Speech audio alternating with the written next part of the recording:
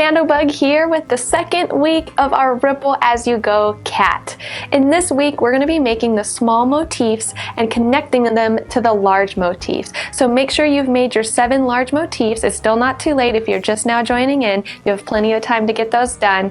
And then you can start on this week's video making the small motifs. Make sure you have updated your Ravelry pattern and printed out the newest the version for this week so that you can easily follow along with me as I show you how to make the small motifs. So the first thing that we're going to be doing to make the small motif is what's known as the magic ring. You may have also heard it called the magic loop or the magic circle. So to start, you're going to yarn over and pull up a loop and pinch it. So I have a loop pinched in my fingers. Make sure not to let go. You're going to yarn over and pull through that loop, and you want to leave it kind of big because you don't want to lose your loop and what you're working on, because that's going to be what you're working into. So I'm going to chain 3 to count as my first double crochet, and then I'm going to yarn over and work into that loop that I created. And that's why if you don't make it big enough, it's hard to get into. Mine is very large, you don't need it that large. But you can see it's adjustable, which we'll be taking advantage of later. So continue working double crochet in that loop for a total of 12 double crochet. And remember that chain 3 counts as a double crochet. So the next round is going to be double crochet, chain 1 around. So for the first stitch, we're going to chain 3 to count as our double crochet. Then we're going to chain 1, find our next stitch, and do a double crochet, chain 1, and that will be repeated around. When you get to the end of your round, you'll finish with the chain 1, and then slip stitch to the top of that chain 3 to join. At this point, you should have 12 double crochet and 12 chain 1 spaces. For round 3, we're going to do a double crochet in a double crochet, chain 1, picot, chain 1, and that's going to be repeated around. So we're going to start with the chain 3 to count as our double crochet. Then we're going to chain 1, and now we're going to do a picot. So a picot is just a chain 3 with a slip stitch back to that first chain. So it looks like this. We're going to chain 1. Keep an eye that that's our first chain because we have quite a bit going already. So 1, 2, 3, and we're going to slip stitch back into that first chain. So you just insert your hook, yarn over, and pull through both loops. And it makes this little knot picot. So then we're going to chain 1 and double crochet in the next double crochet, which is right there.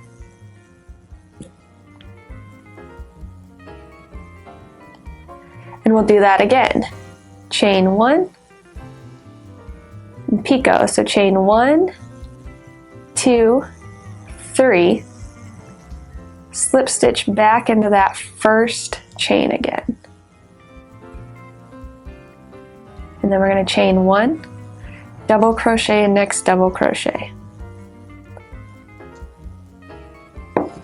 So it should look like these little arches with these little knots on top of them, the little picots. And we'll do that around.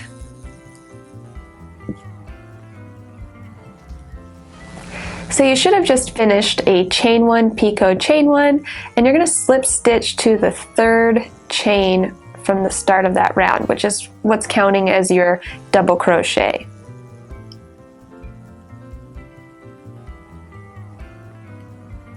Now this final round is our joining round, which I want to talk about a little bit. So something I wanted to point out before we start joining the last round of the small motifs is being conscious of where you're connecting the motifs, because they have to be connected in specific spots in relation to each other. So when we go to, this is the end of our shawl wrap here. So this is one of your big motifs, and this is the very first small motif you're making. It's connected to the big motif in just 2 spots. So that's all you have to worry about in your first join, is joining them in these 2 spots. But when you go to make your second small motif, you're going to be connecting it to that very first small motif you made and another one of your big motifs. So it's going to be connected in 2 spots to the small and 2 spots to the large. So what you need to be paying attention to is how many spaces you're leaving across the tops of your joins. So when you join 2 small motifs, you want to have 3 unworked spaces on the top of them, and when you're joining the large motifs, you want to have 5 unworked chains on the top of those. That's because, as you can see, we're going to be using those spaces to connect the body of our wrap to our motif border. So I have a big motif and a small motif here. You can go ahead and lay out all of your large motifs and kind of see which order you'd like them to be in across your border, but you don't have to. You can just grab one at random.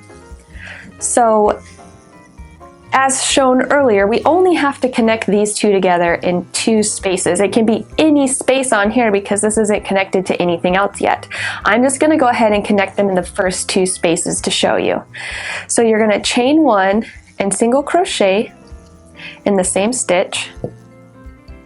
Then you're going to chain 3 and you're going to slip stitch to join. So pick one of those chain 6 loops from a big motif, and you're going to insert with the right side facing. I do want to make sure to mention that. That is important. We want all of the right side of our motifs to be facing up. So with right side facing up, pick a chain 6 loop. You're going to insert your hook underneath that chain 6. You're going to yarn over, and you're going to slip stitch. So you're going to pull through that chain 6 loop and pull through the loop on your hook. And now you've slip stitched joined. You're going to chain 3.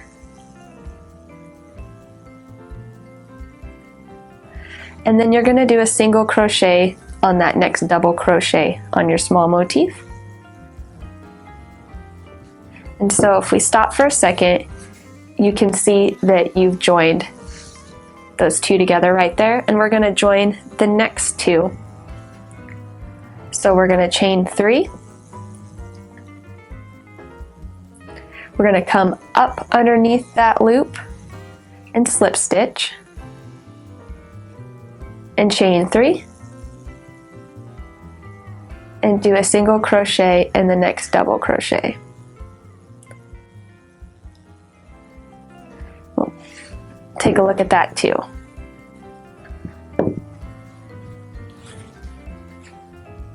So we've now joined those 2 loops together as we created them. So for the rest of this small motif, we're just going to do chain 6, single crochet in the next double crochet around, and we'll slip stitch to join on that first single crochet, and it'll be done. So once you make it around the rest of your small motif and slip stitch to that first single crochet to join, you can go ahead and cut your yarn and pull it through, and you are done. And I'll show you how to connect the next part, because we will be attaching to a new small, to this small, and the next large. So I've started my second small motif here, and now I'm on my last round, ready to start joining. And so we made our big motif and we connected our first small motif to that in the last round. So now we grabbed a new big motif, we've got our second small, and so like I said before, we're going to be leaving 3 unworked chains at the top of the small motif and 5 unworked chains on the top of the big. Since nothing else is attached to this big motif right now, it doesn't matter where we attach to it, we just need to pick 2 spots that are next to each other. So I'm going to start by attaching to the small motif. So I'm going to chain 1, single crochet, chain 3, and so I don't want 1, 2, or 3. I want to work into this next one here. That will leave the 3 unworked on the top. So I'm going to come up underneath that loop do a slip stitch and chain 3 and work a single crochet in the next double crochet of the small motif. I'm going to chain 3 and slip stitch to the next space on that small motif, coming up from underneath, chain 3, and now I'm going to do a single crochet in the next double crochet.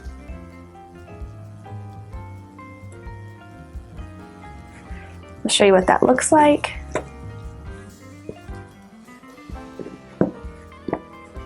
So we have this very first small motif that we made connected into to the large, 2 to the small, with the 3 unworked over the top, which leaves 5 unworked on the bottom, which is important because now we're going to work 5 before we attach it to this next big motif, because that will leave us the 3 on the top.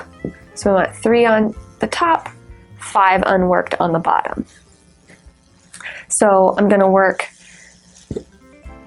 5 more arches. 1, 2, 3, 4, 5, 6. Single crochet makes 1.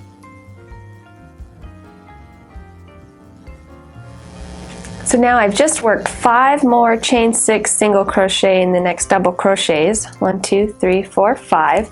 And you can see as you work in the round, your work is turning. So now we're looking at our motif border upside down. You can see the 5 here, the 5 here, and the 3s on the top, which are now we're looking at upside down. So don't fret about that, just make sure your 5s match and your 3s match. If you find out that you attached in the wrong spot, just rip back, reorient your work, and count it out again. That's the great thing about crochet, you can just easily undo your work. So now that we're going to be connecting to this big motif, there's nothing on it, so we can connect it in any area. So I'm just going to pick one, chain 3. With the right side facing up, I'm going to come up from underneath it and do a slip stitch. Chain 3. Single crochet and next double crochet. Chain 3. Insert it into the next loop, do a slip stitch, chain 3, single crochet and next double crochet, and we'll go ahead and stop and see what that looks like.